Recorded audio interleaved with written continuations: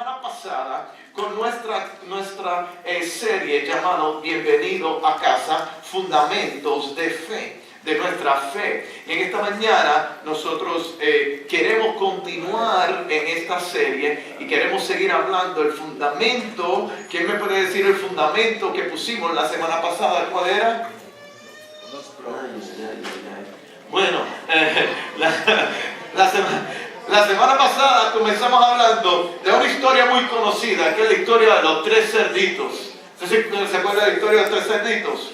¿No? Entonces un cerdito vino y construyó su casa en paja, ¿verdad? Pero cuando vino el oso feroz, sopló la casa se cayó. Después vino el otro cerdito, construyó su casa en madera, pero vino el oso feroz y también tumbó esa casa. Pero después vinieron esos dos cerditos y se refugiaron en la casa del tercer cerdito, que construyó su casa con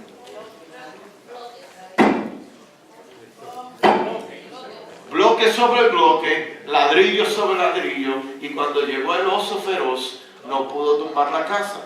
Ahora, en esta mañana, la pregunta que quiero contestarle es cómo yo puedo saber que el material que estoy utilizando para construir mi vida es un material potente y es resistente en contra de los ataques del enemigo.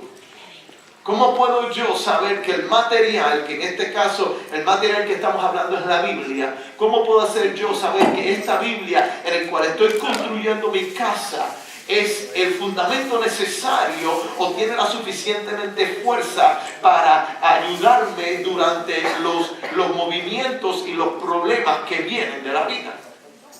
Y en esta mañana quiero que usted sepa de que en las situaciones más grandes de la vida y las relaciones más grandes nuestras, todo viene al punto de confianza. La confianza. ¿Cuánta confianza tengo yo de que el material, el bloque, cuando lo pongo uno encima de otro, se va a mantener ahí cuando viene la tormenta o cuando viene el huracán? Y la confianza es una cosa bastante importante porque las relaciones nuestras o se suben o bajan dependiendo de cuánta confianza tengamos. Dígamelo usted o no, que en el matrimonio cuando usted se siente, tiene un argumento y la esposa dice algo y usted se hiere, ¿qué pasa con la confianza? Ok, a lo mejor yo soy el único loco que le pasa eso. Pero uno como que, dale suave, negro, te vaya me heriste, ¿no? Igualmente con las amistades, cuando usted le dice una amistad, no le digas a nadie, te voy a desconfiar esto, no le digas a nadie y esa persona va y lo dice, tras de que la llamas chismosa, ¿qué es lo que pasa con tu relación?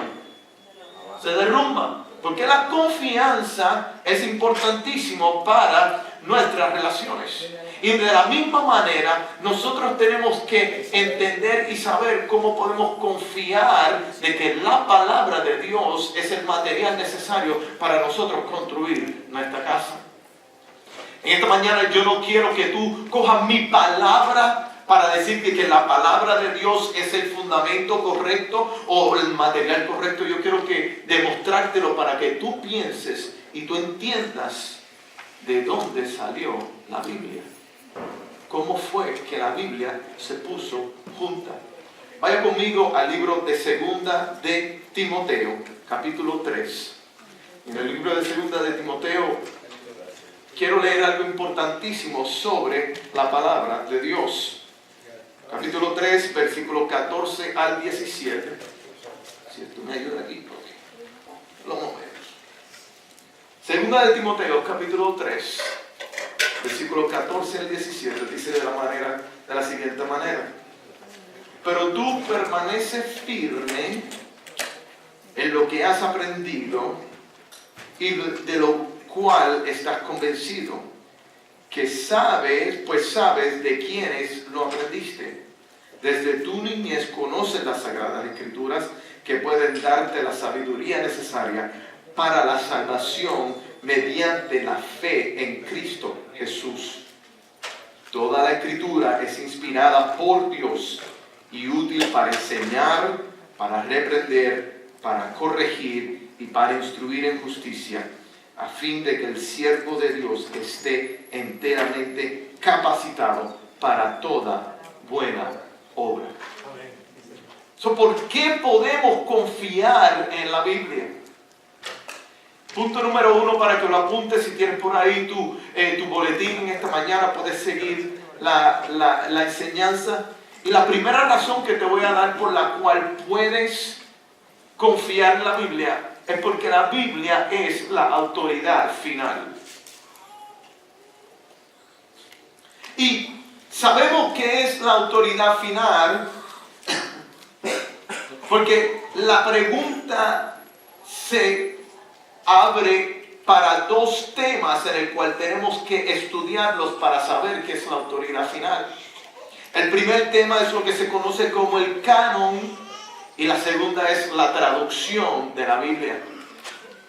La palabra canon proviene del griego, el cual significa norma, regla o estándar. Norma, regla o estándar. Y se utiliza esta palabra, canon, para describir la lista autorizada de libros que la iglesia reconoce como las Sagradas Escrituras, por ende, el precepto para la fe y la práctica. Así que cada vez que nosotros mencionemos la palabra canon, lo que significa es una regla, un estándar que nosotros reconocemos como los libros de la Biblia. Y te quiero venir a decir que el canon de la Biblia son todos los libros de la Biblia cuando tú los pones completamente juntos.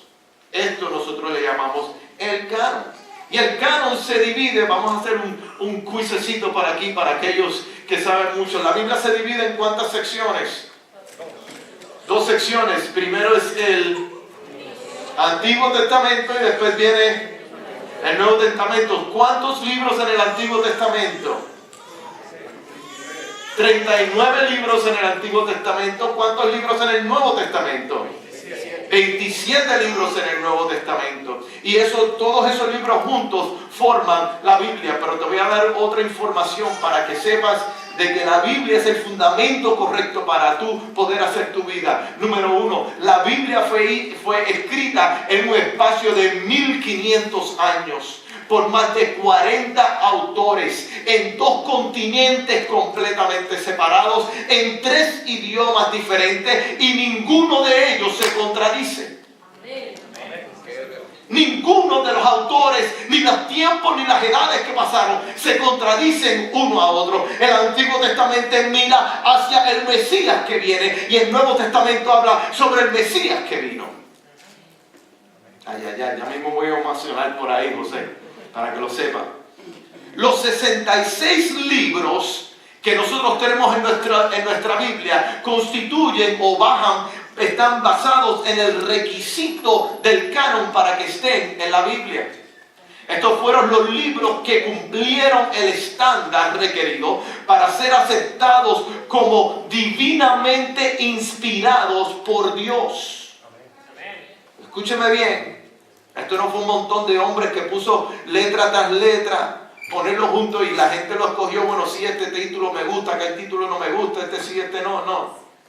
Estos libros están aquí y pasaron el estándar requerido para ser atestados como divinamente inspirados por Dios. Así de que no se preocupen ni por un momento de que están leyendo algo que no es real. El Antiguo Testamento se escribió entre 1500 antes de Cristo y 424 antes de Cristo. Se completó en el año más o menos 424. Así de que cuando Pablo le habla a Timoteo en las escrituras que acabamos de leer y le dice, desde la niñez te has familiarizado y conoces esta escritura, lo que él se está refiriendo es al Antiguo Testamento. El Antiguo Testamento fueron 39 libros que se escribieron, que ya para el tiempo cuando estaba Jesús, ya ese canon del Antiguo Testamento estaba escrito y estaba hecho. El liderazgo y las autoridades judaicas pasaron una estructura, o tienen una estructura y un proceso fuerte y rígido para poder entablar todos estos libros del canon del Antiguo Testamento, para que no hubiese duda de que estos libros fueron inspirados por Dios. Así que no solamente eso, no solamente que pasó algo rígido de otras personas, sino que cuando Jesús caminó la tierra, cuando Jesús, el Hijo de Dios, caminó la tierra, hizo referencia al Antiguo Testamento como la palabra de Dios. Si crees que Jesús es el Hijo de Dios y Él hace referencia al Antiguo Testamento como la palabra de Dios, eso quiere decir que el Antiguo Testamento es palabra de Dios. ¿Están conmigo en esta mañana? Amén. Así que pasaron algo muy rígido para poder ponerlo ahí. Jesús habla del Antiguo Testamento. El apóstol Pablo le escribe a Timoteo, le dice que el Antiguo Testamento, está haciendo una cotización, está hablando del Antiguo Testamento. Y cuando le habla, está hablando del Antiguo Testamento en el Nuevo Testamento. Pero el Nuevo Testamento fue escrito entre el año 40 después de Cristo y 100 después de Cristo. Ahora, el proceso del Nuevo Testamento fue un poco diferente del Antiguo Testamento. El canon del Antiguo Testamento se convirtió en una manera diferente que del Nuevo Testamento. El sistema que se utilizó en el Nuevo Testamento no era de la misma manera que el Antiguo Testamento. Porque mire lo que estaba pasando en el Nuevo Testamento. En el Nuevo Testamento está la iglesia de Jesucristo ya reuniéndose en las casas, ¿sí o no? Y hay personas que acaban de ver a Cristo Jesús resucitado y ha pasado con ellos, lo llevaron a los cielos y se fue. Y entonces empiezan a escribir los acontecimientos de Jesús cuando ellos estaban en la tierra. Y empiezan estas cartas a pasar y estos evangelios a pasar por las diferentes iglesias de ese tiempo. Entonces el canon del Nuevo Testamento tiene que pasar otro examen para poder escogerse esos libros, para que entren dentro de lo que nosotros creemos como es libros que han sido inspirados por Dios. ¿Están conmigo en esta mañana? Te estoy dando una clase, una cátedra aquí de Biblia 101 para que sepas. Así que presta atención, porque después llega el hermanito testigo de Jehová a su casa, le toca la puerta y después usted no sabe ni qué decir de la Biblia. ¿Ok? Y entonces, durante un periodo de 60 años, que es bastante rápido, se escribieron los evangelios. Y se escribieron estas cartas porque estas iglesias empiezan a levantarse en diferentes sitios. El apóstol Pablo, vaya, es que él levanta una iglesia allá en Corintio y ahí deja la iglesia, pero después le escribe una carta a esa iglesia. Y esa iglesia recibe la carta y esa iglesia se la pasa a esta iglesia y esta iglesia se la pasa a esta iglesia y esta iglesia se la pasa a aquella iglesia. Hay un movimiento bastante grande en el cual todas las iglesias están repartiendo estos documentos escritos por estas personas. Ahora, ¿cuál es el criterio, pastor, que utilizaron para hacer el Nuevo Testamento? Pues los libros que se escribieron tuvieron que pasar 3 requisitos o 3 criterios. Criterio número 1, el libro tenía que estar escrito por un apóstol, un profeta o un asociado cercano de Jesús. Entonces, todos los evangelios, lo que es Mateo, Marcos, Lucas y Juan, fueron escritos por personas que caminaron con Jesús. Estos no son personas que se están inventando la historia de que escucharon, de que oyeron, sino de que son personas que estuvieron presentes cuando los sucesos estaban ocurriendo. Fueron escritos por testigos oculares de la resurrección. De que cuando te dice en la palabra de Dios, en el libro de Lucas, de que vieron a Jesús que traspasó las paredes. De que cuando vieron ángeles sentados en la tumba diciéndole, Él no está aquí, Él resucitó. Fueron ángeles de verdad, ¿oyó? de que nosotros podemos confiar de que estos fueron personas que vieron lo que estaba ocurriendo, fueron testigos oculares de lo que ocurrió, de que cuando la palabra del Señor dice de que Jesús fue lo crucificaron en una cruz, fue una cruz, no fue ninguna otra cosa, no se inventa otra cosa.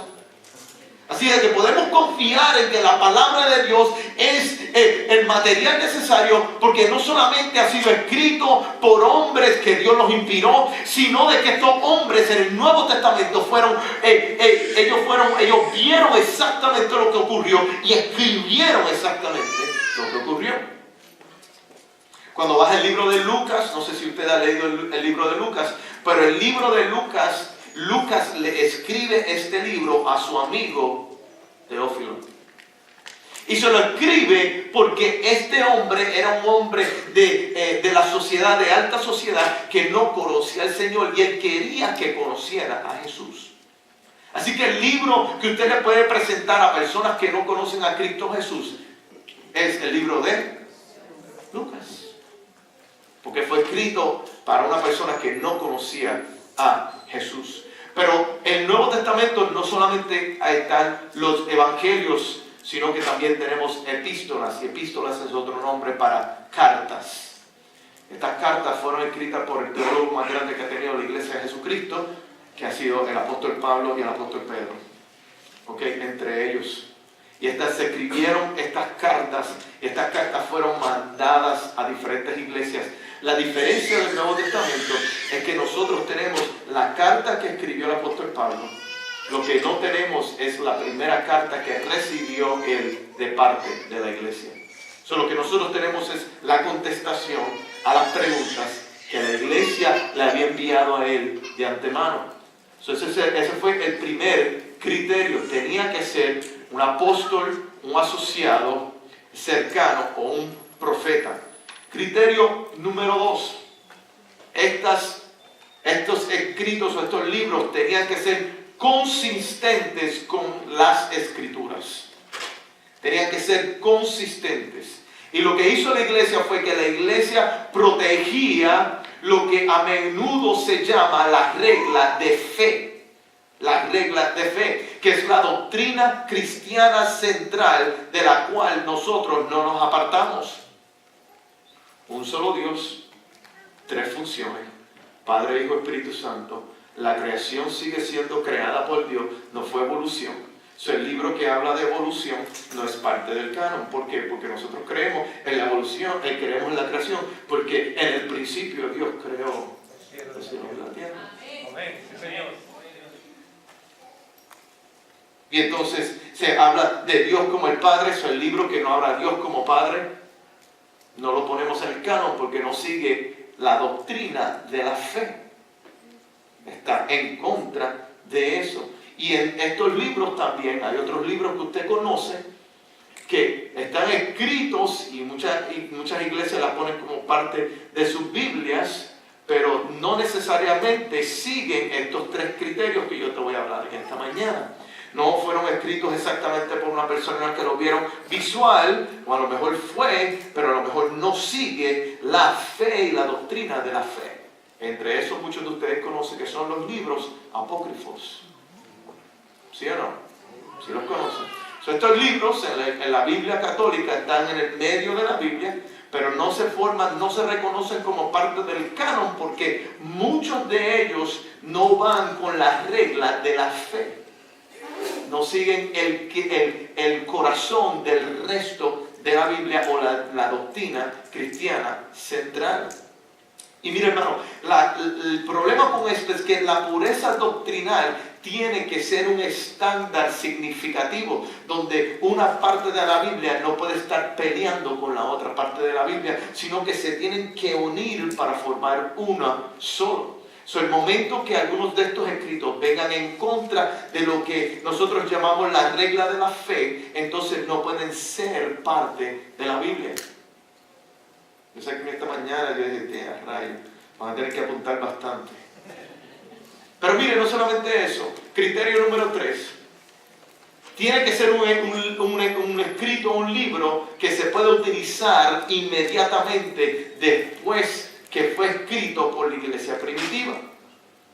Se tenía que utilizar después. Entonces, estos libros como Primera de Corintios, que se escribe en la iglesia de Corintios, iglesias en la iglesia familiar en West Palm Beach, en Florida, todavía lo podemos utilizar porque pasamos por los mismos problemas que pasa la iglesia de Primera de Corintios. Los mismos problemas. Y si ves esta iglesia de Primera de Corintios, es una iglesia que estaba en una ciudad donde era una ciudad grande, que llevaban gente de diferentes sitios con diferentes mentalidades, que tenían diferentes dioses que ellos adoraban y de diferentes cosas que ocurrían. ¿Y usted cree que eso no ocurre en West Palm Beach? No, sí. No, sí. Entonces la palabra de Dios, estos libros que fueron escritos tenían que entrar y basados bajo esos tres criterios. Criterio número 1, de que tenía que ser por un apóstol, un profeta o alguien cercano. Criterio número 2, tiene que pasar el sedazo de la regla de la fe. O criterio número 3, está utilizado se puede utilizar inmediatamente. Amén. ¿Están conmigo todavía? Ay, no se me duerma, que ya mismo voy a prender el otro motor. ¿Okay? Pero punto número 2, para que me siga ahí en su lectura, la razón por la cual podemos confiar de que la palabra de Dios es correcta es porque es la palabra de Dios inspirada hacia los hombres. Y en este punto quiero hablar sobre la traducción de la Biblia, Y la traducción se puede definir como comenzar con la comunicación en un idioma y expresarlo en otro idioma. ¿Ok? Traducción significa comenzar con un idioma y expresarlo en otro idioma. Y mire lo que pasó.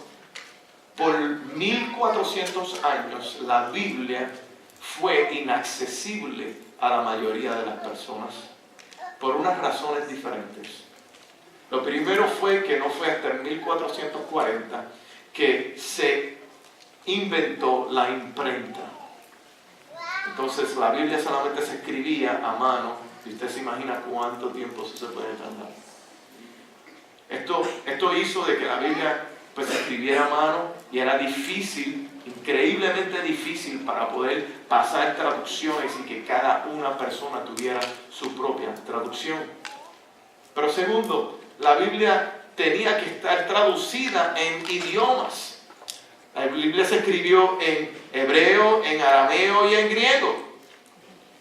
¿Cuántos de ustedes hablan esos tres idiomas? José en la parte de atrás, gracias. Así que la Biblia fue traducida al latín en los años 400 después de Cristo. Pero la mayoría de la gente no entendía el latín. Así que imagínate, usted viene al culto de la iglesia y yo te empiezo a hablar en un idioma que a lo mejor usted no conoce, como en English, ¿me entiende? So if I'm preaching to you in English, you say, Pastor, I don't know what you're saying. I don't know where you're coming from. I don't understand what you're trying to say. Even though that I'm telling you that the Spirit of the Lord moved through the Word of God into your life. ¿Me entendieron? Muchos de ustedes sí, otros no. Pastor, esta es una iglesia, mi abuela siempre decía, esta es una iglesia hispana, aquí se habla español. Así que uno de los problemas más grandes es que la Biblia se tradujo solamente al latín por muchos años. Entonces la gente llegaba a la iglesia, y cuando llegaba a la iglesia no entendían ni papa de lo que estaba ocurriendo. Porque estaba en latín, los curas o las personas, los pastores que estaban, sabían el latín, pero hacían todo el culto en latín. Así que la gente no podía entender lo que estaba pasando. Hasta que finalmente se escribe la Biblia y la Biblia se traduce en diferentes idiomas. Y mire cómo ocurrió esto, para que usted sepa. Fueron expertos lingüistas que cogieron la palabra del Señor en latín y lo traducieron a otro idioma que ellos conocían, que ellos eran unos expertos en. Una vez se traduce a ese idioma, otra persona coge esa palabra, eso traducido, y se traduce, un experto lingüista se traduce a otro idioma. De ahí sale la Biblia en inglés, de ahí sale la Biblia en español, en portugués, en los diferentes idiomas a través del mundo. Expertos lingüistas traduciendo la palabra del Señor. Y ahora usted puede coger la palabra del Señor y leer Génesis 1:1 y usted entiende que en el principio creó Dios los cielos y la tierra. Así que esto ha sido un proceso que el Señor ha puesto por años de años para llegar a tu vida. Y mira cómo yo lo veo a través de mis ojos. De que el Señor desde la fundación del mundo ya había puesto en mente de que Él quería que yo leyera la palabra de Dios para conocer de su amor y su verdad. Y entonces puso en unas pautas a través de los siglos, el principio de los siglos de 1500 antes de Cristo, para que se escribiera el Antiguo Testamento, para que yo supiera cómo empezó la creación del mundo, de dónde salgo yo, o si es que Él tiene un plan conmigo o no, o si es que yo salí de esta tierra para hacer absolutamente nada, o fui creación de Él. Y cuando veo Génesis capítulo 3, veo de que Dios me creó a mí con un plan natural para mi vida, de que de otra manera no lo pude haber tenido, no lo pude haber entendido, el mensaje no pudo llegar a mi vida. Más de 1500, 2000 años después de la muerte de Jesús, yo puedo ir a leerlo en el libro de Lucas y decir que Jesús murió por mí, por mis pecados, en el libro de Romanos. Y no solamente eso, se abren las llaves del cielo cuando lo puedes leer, cuando el libro de Romanos dice que si confiesas con tu boca a Jesucristo Jesús, eres salvo. Mira qué cosa tan maravillosa. El Señor desde el principio de los tiempos pensó en ti, pensó en mí. Porque yo me imagino llegar a un culto en latín, y yo sé 2 idiomas, pero el latín no es uno de ellos, y no entender estas llaves para abrir el reino de los cielos, para yo poder tener coinonía una vez más con el Señor. ¿Cómo me puedo acercar a Dios si no entiendo y no sé? ¿Cómo me puedo acercar a Él si no lo conozco? El Señor puso un plan, no solamente para que conocieras a Cristo, sino para que tuvieses llaves para entrar en el reino de los cielos. Y lo puso todo aquí, y se llama la palabra de Dios. Pero mire el número 3, apúntelo por ahí, el último punto en esta mañana. ¿Por qué puedo confiar en la palabra de Dios? Porque sus escritos y traducciones son confiables. Se escribió y se tradujo por estos expertos lingüistas que son creyentes, que eran creyentes. Y eso es una de las cosas que ocurrió.